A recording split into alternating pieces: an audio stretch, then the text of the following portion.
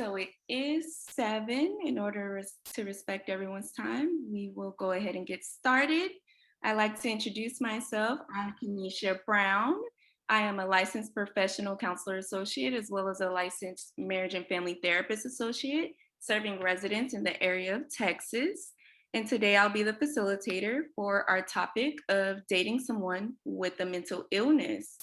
So I do want to just really encourage, to utilize the chat box when needed, whether something comes up that maybe you're resonating with, if you like to comment, if something that you aren't quite getting, or maybe something's not resonating and you have a question, definitely utilize the chat. I'll be checking it throughout the presentation and making sure I address any comments or concerns there as well. And so ultimately, hopefully this can be an engaging presentation as well, one where you feel like you can take something away and also add something to it. All right, so without further ado, we'll jump right in. So dating someone with a mental illness. I like to start by just giving a brief background of really why this was a dire topic of choice. So one of my specialties is working with couples. And so ultimately in a couple setting, also, a lot of individual issues and challenges also come about. And so I thought it'd be really important to talk about, strategies and ways to set healthy boundaries while dating someone, who may be experiencing mental health challenges and amidst of managing our own day-to-day lives. So we will jump right in. All right, so mental health. This is our first slide. So those of you who are present, I'd like, if you have any commentary of what comes to mind when you think of the term mental health. When you see it, what comes to mind? I have this word cloud here, and there's definitely a few words, that may be ordinary or, pretty typical to think of. So what comes to mind? I see sickness. So sickness comes to mind for one when they hear the term mental health. Any others, or also what words from the word cloud maybe stand out? So there is, and as I'm looking, there is almost synonyms and antonyms on here, which is pretty ironic. So we'll definitely dive into how all of this come into play. I see life stressors, depression, anxiety. All right. Well-being. All right. Overall well-being. So you see a lot of really pros and cons, even in this word cloud as I'm looking at it. And I'm like, wow, it's a lot to take in. So we'll get to the formal definition in just a bit. All right. And now for mental illness, right? So does this term differ from the term mental health? If so, in what way? What's your feedback in the chat? What comes to mind when you hear the term mental illness? So in this word cloud, we see quite a few different things. Hopelessness, pretty common. One of the main indicators. Worried, distraught. Any thoughts about whether mental illness and mental health differ, or any opinions about it being similar? What comes to mind when you hear the term mental illness? Does the same thoughts resonate compared to when you heard mental health? So even as, we resonate in comparison to both word clouds, I'm noticing a lot more of the unpleasant terms are used here on this slide in this word cloud for mental illness, as opposed to the version for mental health. There was a lot of more hopeful language and terminology used. So let's get into it, right? The definitions, mental health versus mental illness, and how the two differ. So mental health, and I believe someone said it there in the chat, by saying well-being. So it's our overall state of mental being, our sense of wellness, compared to mental illness, which is a collection of symptoms And these symptoms impair our thoughts, our mood, our perception of others, as well as the world around us. So may I ask everyone to take a sec and just make sure they're muted? If not, go ahead and please mute yourself. Awesome. Thank you. And so jumping back in, mental health compared to mental illness. So mental illness definitely shows up a bit differently because we see forms of impairment with mental illness. So I would like to highlight at this time that although we all have mental health and mental states, not everyone actually experiences mental illness. So that's one difference. So, as well as mental illness could be experienced in a period. So, it does not have to be indefinite. It could be brief, it could be long term. And so, those things differ as well in comparison as far as frequency and how they present. And so we'll get into some examples and more background and understanding about how the two differ and how it shows up. And also, as said, I know a few more folks are popping in. If you guys have any questions or comments at any point, make sure you drop them in the chat. Even if you have an aha moment, something's resonating, or you just want to add commentary, feel free to drop it in the chat. I'll be keeping tabs on it. So different examples of mental illness. It's probably most of these, right, aren't far left. Possibly you've heard of them. However, one thing I would highlight is that it seems like, especially more recent generations, possibly use these terms out of context, out of their true definitions. And so some of the examples, there's different categories here. So you have different mood disorders, you have eating disorders, you have substance related disorders, personality disorders, anxiety disorders, and also this list is not exhaustive. So I want to get into a little bit about, how mental illness presents and how it can be spotted, right? As well as in our loved ones. So one of the key indicators is that it impairs our level of functioning. And by that, I mean typical day-to-day operations. So let's say, right, our carry through at work, right? Maybe being a little bit more distracted or arriving to work late more frequently, right? A little bit disorganized.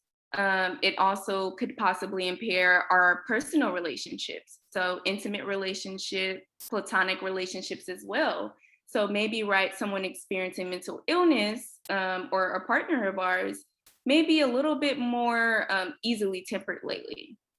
Possibly it looks like being a little bit more distant, maybe even a little bit disengaged, like, they're present, but not necessarily so. So the different ways that it impairs us could show up in different forms, right? Whether it be school, whether it be work, whether it be relationships, whether it be even our own self-care and how we are managing or lacking to manage our day-to-day tasks.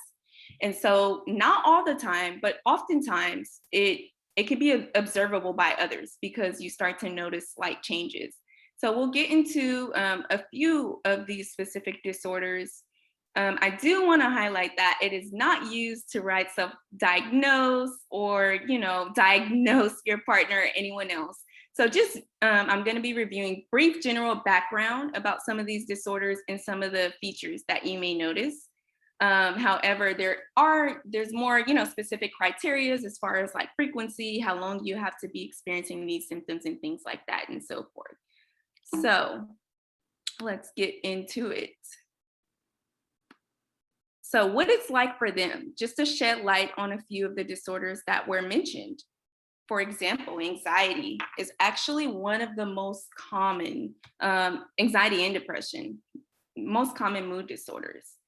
So for anxiety specifically, this one could honestly be hard to detect because all of us as humans, at some point, we do experience different levels of anxiety. And so at a point to where it starts to impair you or to a point to where, you're malfunctioning is too much. And so our reactions are definitely over the top to things and maybe instances that really aren't too threatening.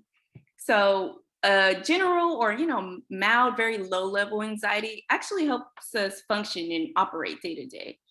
But when it's too intense and experienced too often, it can definitely impact how we show up in the world around us. So having excessive worry about any and everything that's difficult to manage. And also another key indicator is difficulty controlling that worry and those thoughts. So maybe it's just a lot more difficult to relax at the end of the day. Maybe it's even difficult falling asleep, right? Because all of the to-do lists and all of the different thoughts are going on. And so with anxiety specifically, there's different forms as well. With depression, it looks like much deeper levels of sadness. And so you may hear people, casually say, oh, I'm depressed or they're depressed. And so it isn't to be taken lightly because, again, it also impacts our worldly view and how we operate day to day. And this is one of those to where it could be just a depressive episode. So we may see a loved one, right, or our partner having ups and downs and highs and lows. And so also how they're responding, right, to others could be an indicator of, what that looks like for them. So then we have personality disorders. Personality disorders typically aren't diagnosed until, adulthood. So it is easy to see character traits, in adolescence and, early upbringing. However, majority of the book, you do need to be, 18 plus. And so with these, it is a lot more tricky because the person experiencing it typically has no awareness of their behavior or very low awareness. So think about it. Is this the type of person who would likely seek treatment on their own if they don't have awareness, right? And they have these behaviors going on. Sometimes it's pretty difficult for, right, a loved one or a partner even who may be struggling to manage day to day because, if they are showing traits of personality disorder. And so borderline as well as another pretty common one. And so experiencing pretty much like, I'm on and I'm off. So it's almost like jumping in and then I close the door on you. So it's a push and pull process, typically, is what it looks like, as far as to give a visual to it. So someone struggling with borderline personality disorder, they're going to attack those closest to them out of fear of losing them. So at the heart of it, it is the desire and the need for connection. However, a really, really strong fear of abandonment. And so whether it be right factual or evidence to support these thoughts of leading to abandonment, it's more about how the person perceives it and experiences it.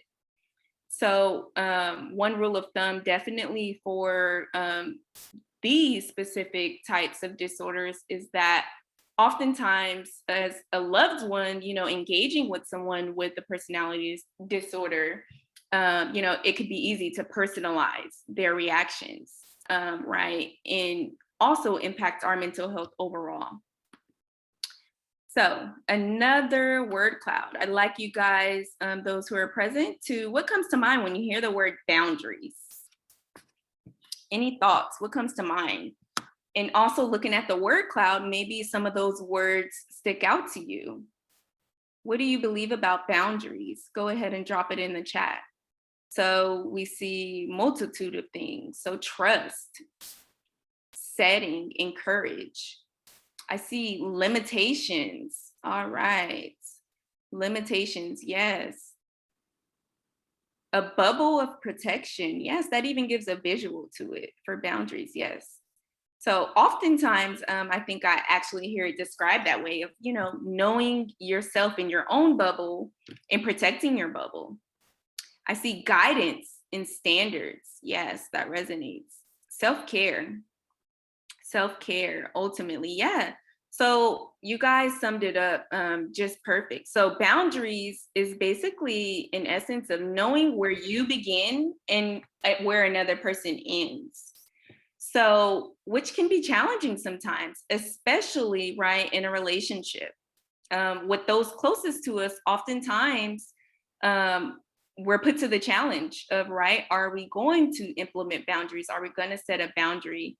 And also, are we going to maintain those boundaries? And so, oftentimes it's easy to indicate when our boundaries are lacking because one, we feel exhausted by it. Maybe we feel an incongruence. And by incongruence, I mean, right, we value one thing and we, are aiming for one thing, but our actions say something otherwise. And so, especially in relationships and intimate relationships, um, keeping those lines, right, unblurred is a task, or it can be a challenge. I see what I'm able to give myself and others. Yes, absolutely. And even to add on to that, what I'm willing to give that won't burn me out, right? It's the task of also when we set a boundary that we sign up and we allow things that aren't going to deplete us or exhaust us. And also when we are willing to help, ultimately it is more so not a boulder, right? We're not carrying more weight than the actual person who's responsible for it. So I wanted to add just some questions to reflect on, questions to ask yourself. So, right, let's say we are, because we're all human again, and to highlight again for those of you who may have missed it, everyone experiences mental health, and we all have to work to strive for our mental strength daily, right? We have a choice at the end of the day if we're going to cope positively or if we're going to cope right in maybe a not so healthy manner. So, either decision, typically, we all cope, and it's up to us what that form looks like. And so, in relation to boundaries, a question to ask yourself is what is their responsibility in their meaning, right? Your partner. What's your partner's responsibility in all of this? Because when we are setting boundaries, we do have to be clear about what we're responsible for and what others, right, are responsible for. So some ideas here are they're responsible for their overall health. They're responsible for remaining active in treatment if they so choose to be in treatment, right? Creating a system for themselves and gathering their support system and access to service. And also, as we kind of go through these things and I expand on them, feel free to add in any other thoughts about, what is your responsible truly for? What is your partner truly responsible for, right? Following through with their appointments, following through with their doctor and therapist recommendations, right?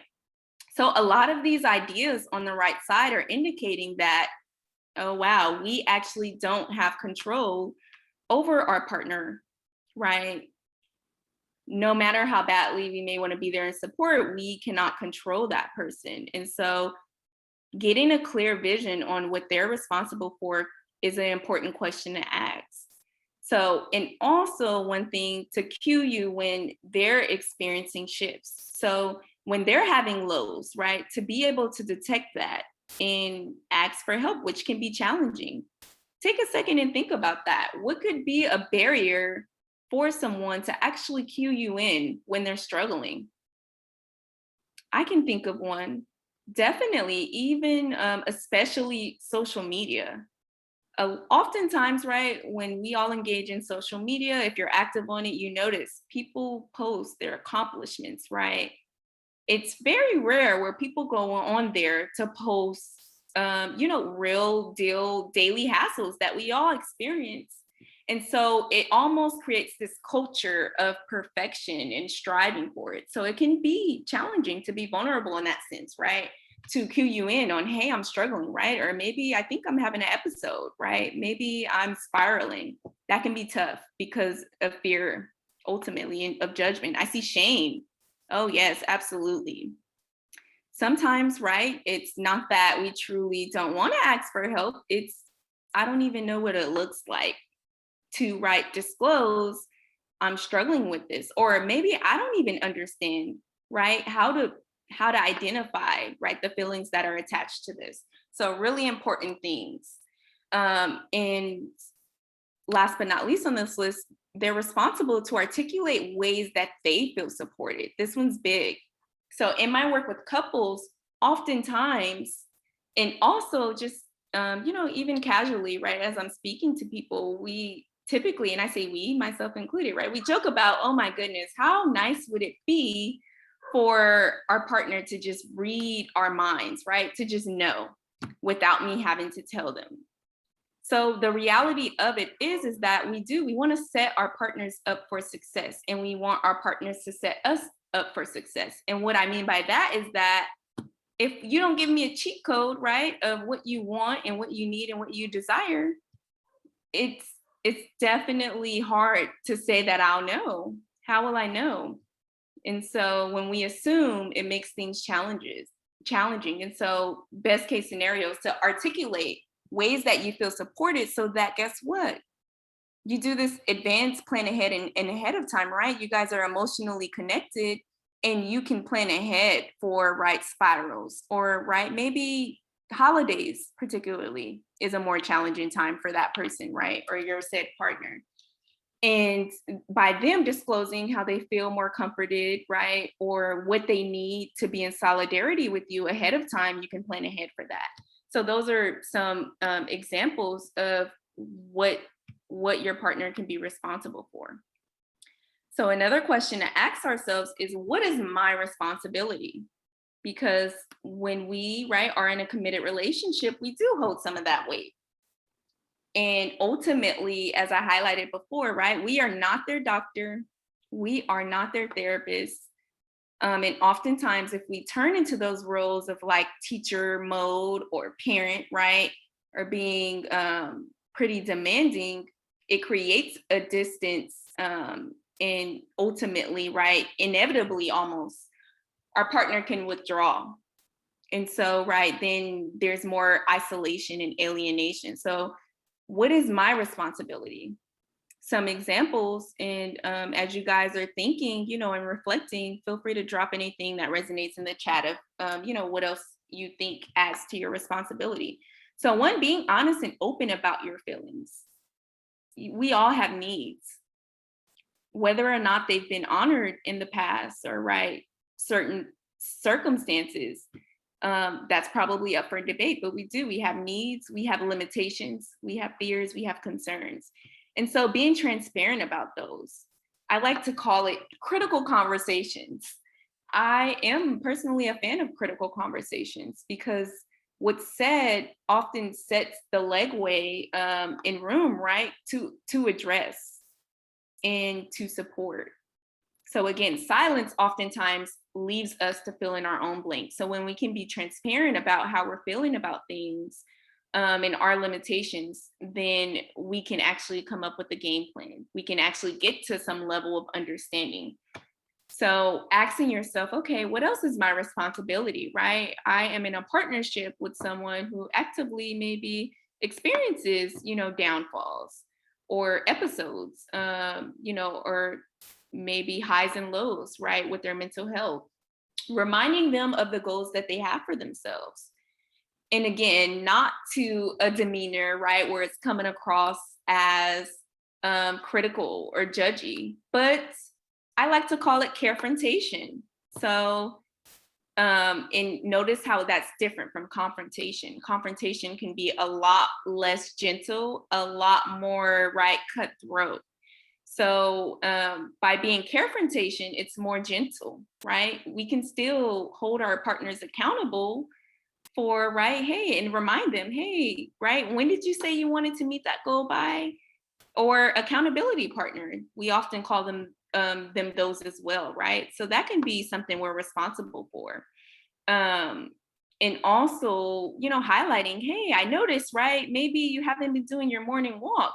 There's something going on, right? Picking up on those cues can be part of that, and opening the dialogue for that can be really important.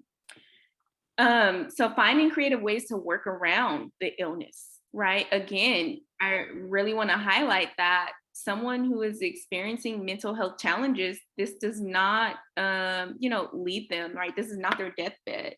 So, right, still able to be active. And also, that's not the only factor that, right, demonstrates who they are. and being mindful of that. So offering perspective when asked, of course. No one likes to have that feedback given right when it wasn't desired, but staying connected outside of the illness. Oh, this is a big one. So making sure, right, again, that the figure that we are in this relationship is not consumed by their mental health challenge. At the end of the day, you want to have other forms of connection, right? Of that can be an important piece of the relationship, but not the whole thing. Because guess what, right? Again, as I explained, mental illness can come in waves, in episodes. So, right, when they are more on a high, right, or they are thriving through life, then what will connect you? So, making sure that you actually have other interests and other ways to connect. And self care, this one is probably the biggest one of giving yourself time and giving yourself right time away, because guess what, while we are actively working to manage and support right our partners and loved ones who may be experiencing daily hassles and challenges, we have our own, right? We call it adulting, where life just happens. Sometimes we're able to make lemonade out of it, sometimes not so quite. And so giving ourselves the adequate time that we need to self-soothe and relax. And this last one can be another big indicator of adding on support system. So when you think about it, right, yes, you are in this partnership, but be curious about, are there any other forms of support that I can use? When you think of social support, there's actually different forms. So whether it be a tangible form of support, right? Whether it be resources, connecting you to good resources, whether it just be emotional support. Um, is there any way to delegate some of those avenues, right, and open accessibility for some of that weight to be lifted from you? So that can be an important form to right give and take, and also add balance to make sure that ultimately you're caring for yourself at the end of the day. Another question to ask yourself: is this interdependence or is this dependence? This one's huge. It is pretty common, that codependent relationships start to form. And by codependent, I am referring to, right, oh, wow, this just has always been. Or, right, do I truly want to be with this person? Or am I just kind of afraid of, right, if I leave, what is next? I've always relied on them for X, Y, and Z, and will I have that? So, in terms of thinking of dependency and independence, simple ways to put it is dependency is when a person believes they need another person to survive and be happy or to feel complete, right? Which very much differs from two people who choose one another. But guess what? They're not sacrificing themselves, they're not compromising their values. The things that feel very important to them and very core to them still coexist within the relationship. So, thinking about, right, what that could look like, a form of independence could be, right, yes, maybe we have common rituals for the two of us to go have date night at a certain place. And maybe, right, Sundays is reserved for us time, but guess what? I still have Friday nights for my girl time, right? So maybe we have some similar interests and hobbies, but we also have opportunity and time for our own hobbies that maybe our partner isn't actually interested in, right? We don't feel obligated to eliminate those things that are core to us. And so this one is also a very important question to ask yourself. Yeah, is this independence or is it interdependence? All right, and so ways to support. So understanding what your partner's stress looks like, pretty important.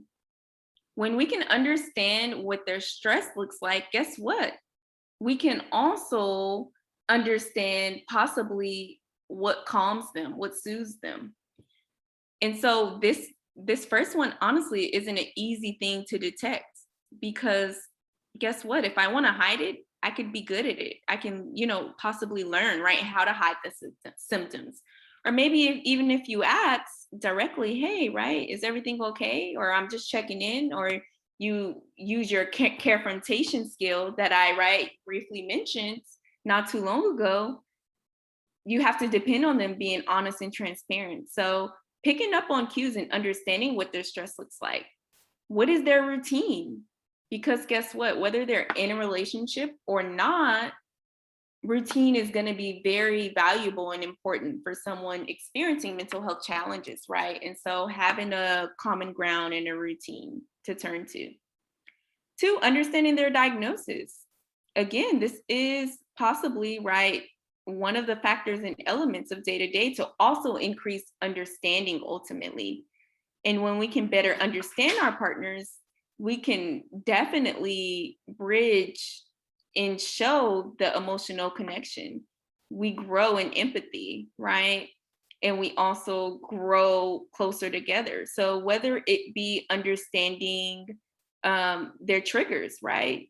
Okay, at different parts of what's going to make them feel comfortable.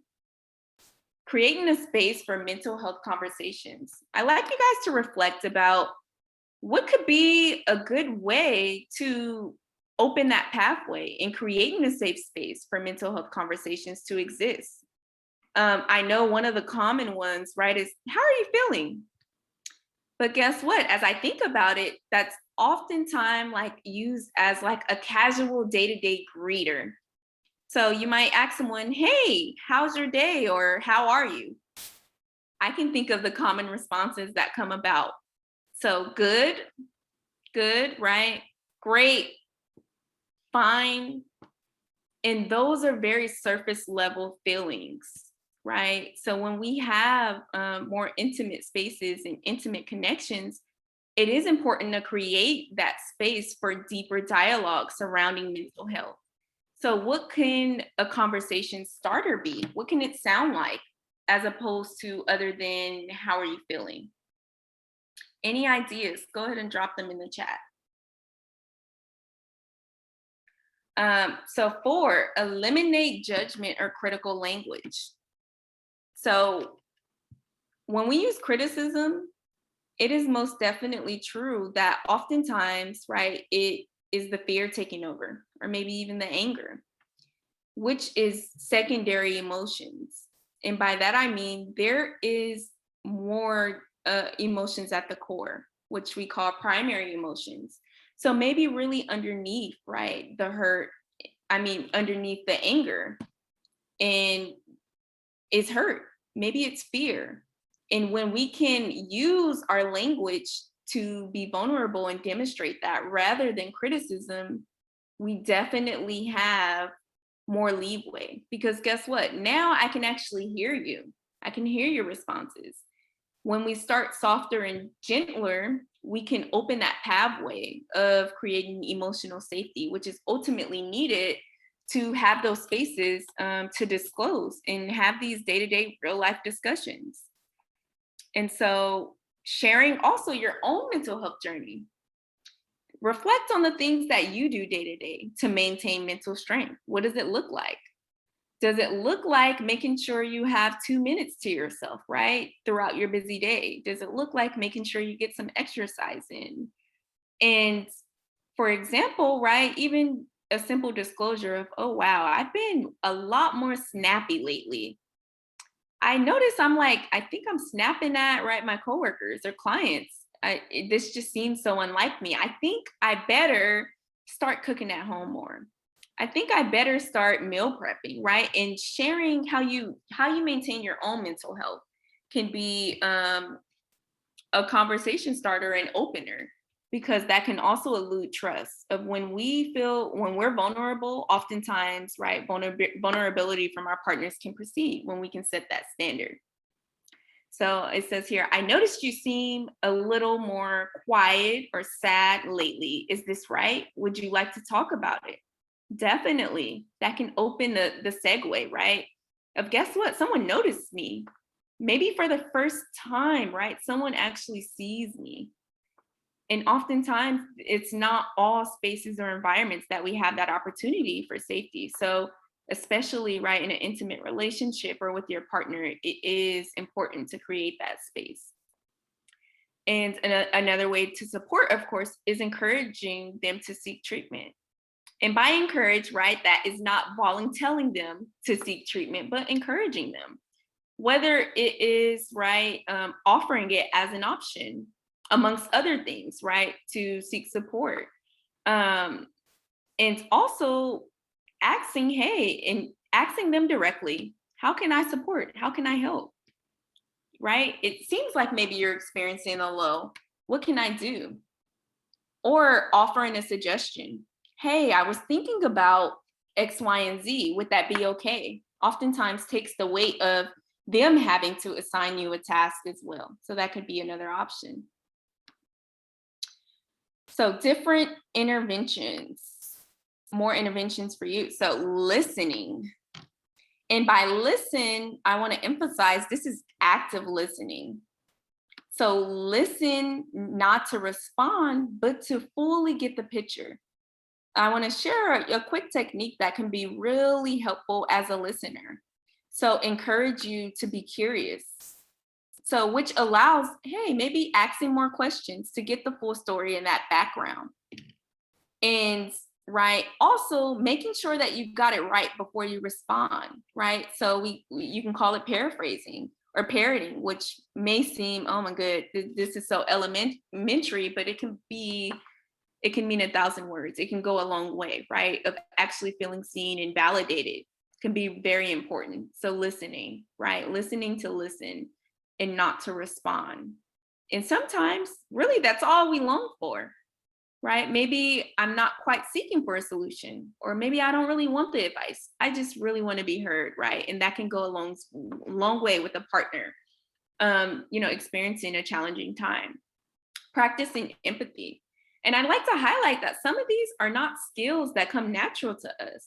So, right, it's okay if we are not the, master of these things.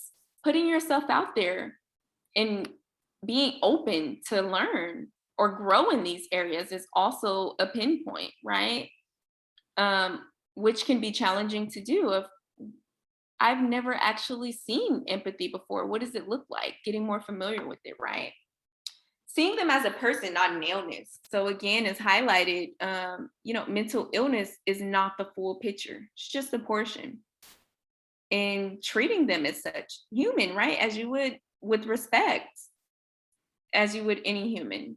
Identifying self-soothing techniques. So not only for you, but also for them. Oftentimes when we go 0 to 100, right? Or when we're spiraling, it's because we feel like we don't have the adequate resources to stay afloat.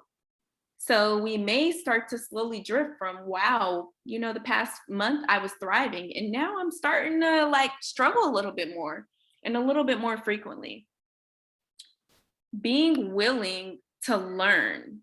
So whether that looks like, right, learn from them, right, by dialoguing, asking more questions, right, if they're open to sharing and teaching, not ultimately expecting that, or whether it's looking like, right, you figuring out other avenues to learn and apply what you're learning throughout your relationship. Being patient, being mindful of triggers, meeting them where they are, that one's huge, as opposed to meeting them maybe where you'd hope they should be.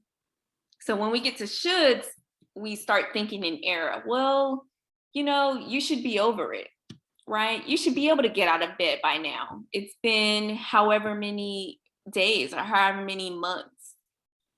And so when we can step down to their level, right, in comfort and really see them, it does wonders and ultimately create safety because, right, you have acceptance when you meet someone where they are. Reflecting on why you value the relationship. So I'm sure most of you have heard of the honeymoon stage, right? And most predictors, right, research given that some of this starts to die down at, approximately 6 months up to the year. Everyone says, oh, right, past the year mark, that's where you really, right, get to see the true colors and, how you operate and feed off one another.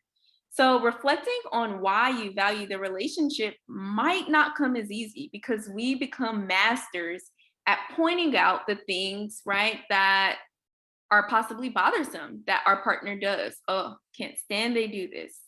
Oh, I'm so not pleased with this. I encourage you and I challenge you to do the exact opposite. Create a culture of appreciation, right? And actually verbalize it.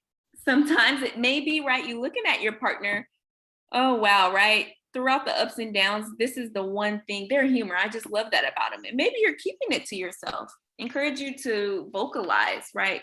Those things that you are very right, that are keeping you charmed and admired and present in the relationship. All right, we have another word cloud. So, toxic. What comes to mind when you hear the word toxic? Some of these words from the word cloud might resonate, but what comes to mind when you hear the word toxic? And think about it. Are you the toxic one? Most videos are off, right? So blink twice. There's no video, no harm, right? um, so what comes to mind when you hear the word toxic? Not a good environment or person, pervasive, a negative relationship. Yes, all very valid. So some of those words I think also are in this cloud. When you think of toxic, ultimately, it's probably not a relationship that's gonna be able to be going on quite long because you get burnt out. So we'll get to the definition in just a bit. And on the flip side, abuse. What comes to mind when you hear abuse? Of course, there's several different forms of abuse, right? Especially in intimate relationships. What comes to mind when you hear that word? There's different things here: humiliation, bashing, emotional, sexual mistreatment. So I see learned behavior. Oh, yeah, definitely a good valid point, right? So some of this could be, right, in history, and generational history is what we call it, right?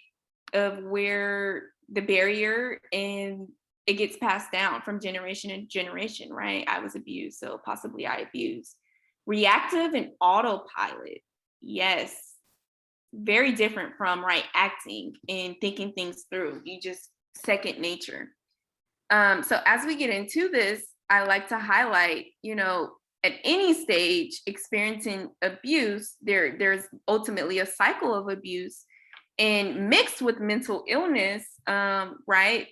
Sometimes it can be a situation where manipulation and gaslighting and things of that nature can be used in hopes of deeming you to stay in the relationship. So I just like to highlight, right? If at any point you are in a situation and experiencing abuse, definitely encouraging a form of an exit strategy. But to highlight difference between toxic versus abuse. So toxicity is definitely an unhealthy relational dynamic.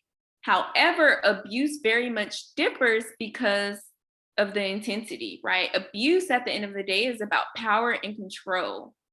So oftentimes, right, this can be shown in different elements.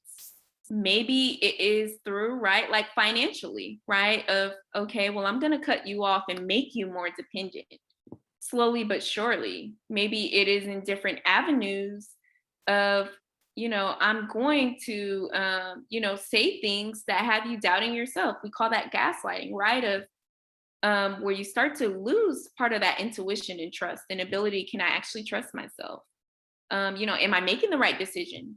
Or becoming reliant on your partner to do all of the decision making. So, although in a toxic environment or relationship, of course, right, you do feel exhausted. It's likely not an instant that can go on forever in that instant. When it comes to abuse, a lot more lethal in a way. And also comes with a lot more blind spots. So right, when we're in this cycle of beginning stages, and they always say, right, when you're in love, oftentimes it's easy to experience and let some of those red flags slip, right? And so when you can make an active choice about, right, what you entail, what you deserve, what you want, you can start to recreate some of those dynamics and, right, smooth away from toxicity to more healthier lines by implementing boundaries. And so now I do want to open dialogue to you all. I do want to also remind you all there is a feedback form that I hope you all can get to, but I do want to open the floor to hear from you all. I appreciate everyone taking the time to be present. But I'd like to hear from you all, right? What came up for you throughout our time together? Are there any questions, maybe any comments? You guys want to drop them in the chat? If you'd like to dialogue, what's coming up for you?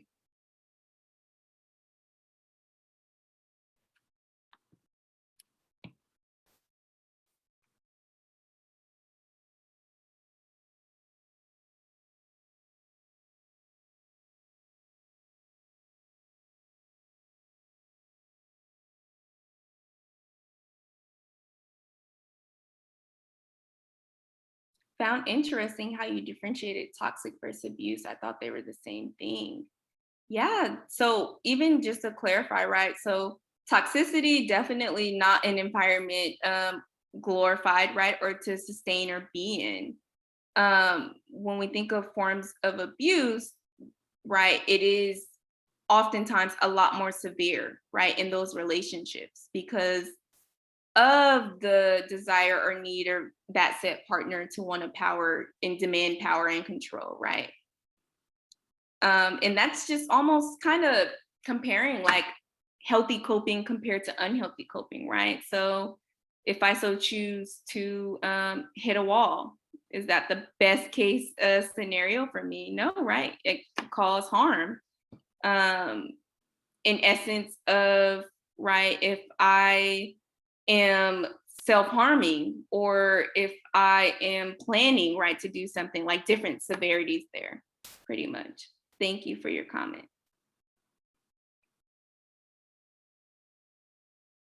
Any other comments or questions or takeaways? Give it about another minute or so. So while you guys are thinking also, um I would like to leave you all also with a charge. So as you reflect, creating a plan to address your wellness within this week, right? So within the next 7 days, doesn't have to be a plan you actively implement today, right? You have throughout the week. But as you consider and reflect, think about what will you do? So name a specific action. I will what in order to improve what area that you'd like to see change and growth in. So whether it be right a change in a difference in a way of how you show up in your relationship to better support your loved one who may be experiencing mental health challenges, whether it be right a way to also support healthier dynamics, right? So that you can be on a greater path for maintaining mental strength. Anyone accept this charge? What would it look like for you? What's your plan? So I see exercise. Okay, I will plan to exercise in order to recharge. Most certainly, right? Can be a form to kind of just debrief and let free, right?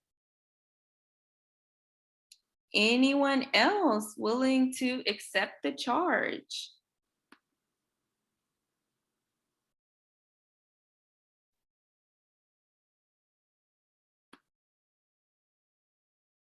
So I'd like to share, my commitment to this charge.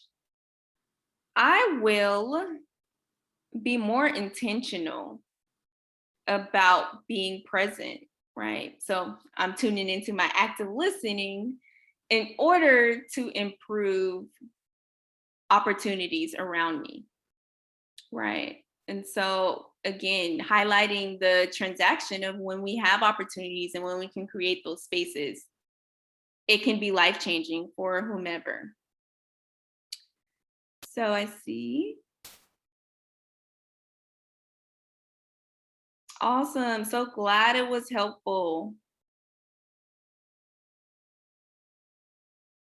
All right. So we have our feedback form again in the chat. If you guys could all be so kind to fill that out, any feedback is greatly appreciated.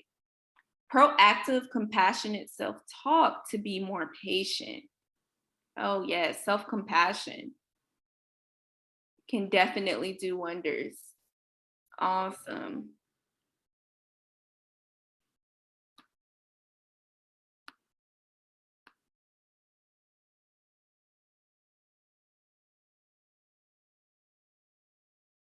Okay. So we have a question. How do you handle situations where you experience arguments or toxic behavior and your partner does not remember anything the next day or is unaffected by it? Definitely. Even as I read that, Lindsay, I just, can honestly acknowledge, right? That'd be a tough spot to sit in. Of one, it sounds like wanting to be proactive about, right, creating the dynamic of how you interact with one another. So ultimately, I'd encourage anyone in this position to reflect on what's your willingness to change. Oftentimes, again, we become masters, right, at pointing out the flaws in our partners or the downsides, right? And ultimately, again, as expressed, we can only control ourselves in the situation. So showing up as your best self, what would that look like? Sometimes it looks like putting on the mature hat, even when we don't want to. Sometimes it looks like, right, no longer feeding into something that does not serve us in any way. So when we are experiencing, right, up and down, and maybe we have a partner who, one, it's very, very difficult to get them to take accountability, or maybe, right, they have no interest in taking accountability, then there is still a decision to be made, right? Of this is right, is there hope for this person changing? Are they willing to create a plan for change? Are they not? Hope that helps. Similar question. If he's in denial, how do you make him aware of the fact that his actions bring consequences? So again, I'd like you, I charge anyone in this position to think about, what can you control? Get clearer on what you can control in that dynamic. Think about it. What can I control? Can I control what he does or what he does not do, or she, right? Can I control how they will react when I set a boundary, right? Something that is within our control is, okay, right? I'm going to set a boundary. If I state something, hey, I'm not comfortable with this, and it continues to occur, then I then have a choice, right? Of what consequence is it going to be of, you know, overstepping my bubble. And so again challenge anyone to think about, in that position, what do I have control over? And take action for what you actually have control over. Get clearer in that. Because again, we can use confrontation, right? And we can dialogue and attempt to bring more awareness, but really the work and the willingness has to come from that person. Yes. Awesome. I can control only me. Emphasis to that. If I can emphasize that, I would.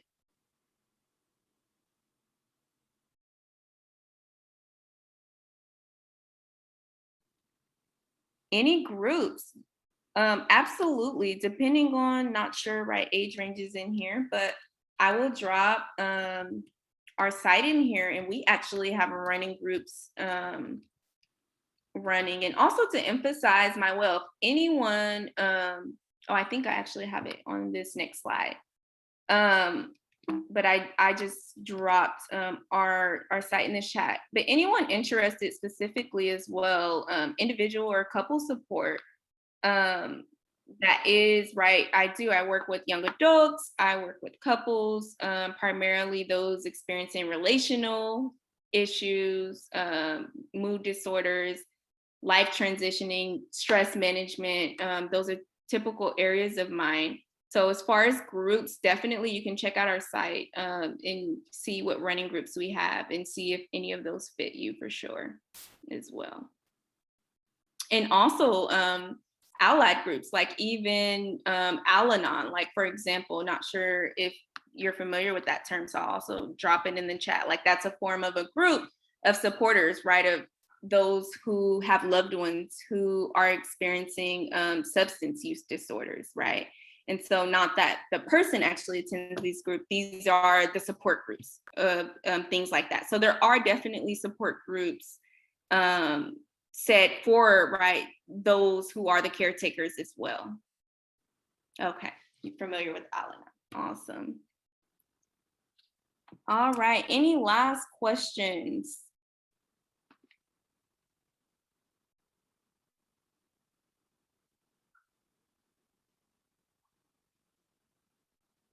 Oh, awesome, Claire. I'm just not reading your response.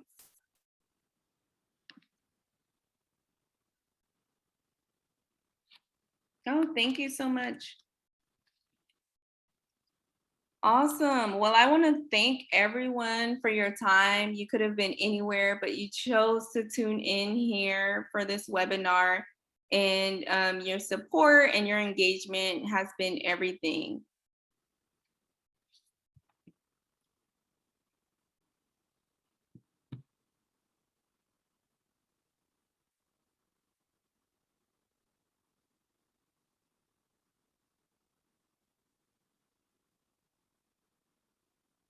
Awesome. So it looks like no more questions. Gonna wish everyone a safe evening and dismissal. Thank you guys.